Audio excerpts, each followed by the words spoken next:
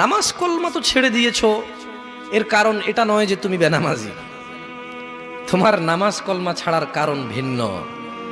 তুমি মনে করো আর কি তোমার মন চায় না, তুমি পারো না, তাই তুমি নামাজ পড়ো না। আসলে তোমার তাওহীদের সমস্যা। কোথায় সমস্যা? মানে আল্লাহ, মানে আল্লাহ কে? আল্লাহ তিনি যে তোমার হিসাব নিতে সক্ষম এবং তিনি যে তোমার হিসেব নিবে, তুমি এটা পরিপূর্ণভাবে বিশ্বাস করো না, তাহলে তো তুমি নামাজ পড়তে। তুমি মনে করো আর কি তুমি নামাজ পড়ছো না, তুমি গাফেল। এই জন্য তোমাকে বলেছি আল্লাহকে ভয় করতে হবে। ফর এক্সাম্পল, আল্লাহ নামাজ ফরজ করেছে। কে নামাজ ফরজ করেছে? আল্লাহ। মুয়াজ্জিন আজান দেয়, তুমি নামাজ পড়ো না। তুমি মনে করো তোমার দান সাদাকা তোমাকে উদ্ধার করবে? তোমাকে ভুল শিখিয়েছে। আমি মানুষ, ছোট হতে পারি। শোনো, জোর জবরদস্তি করে কিছু কথা আমাকে শুনিয়েও দিতে পারো, এখান থেকে নামিয়েও দিতে পারো। বলছি না তোমরা নামাবা, বাট এটা পারো।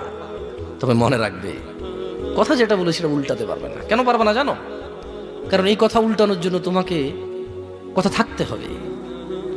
মনে রাখবে, তোমার দান সাদাকা যা হিসেবই হবে না।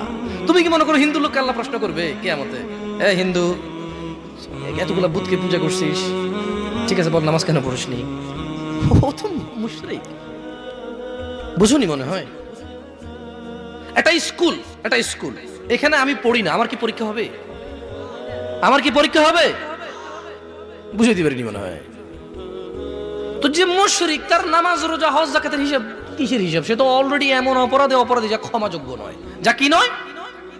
ক্ষমাযোগ্য নয়। একজন বেনামাজি মানুষ, সে মনে করে নামাজ না পড়া শুধু নামাজ না পড়া, অথচ আল্লাহর নবী, যে একটু আগে বললাম, আল্লাহ বলেছে যদি তোমরা আল্লাহর ভালোবাসা পেতে চাও তাহলে রাসূলের অনুসরণ করো।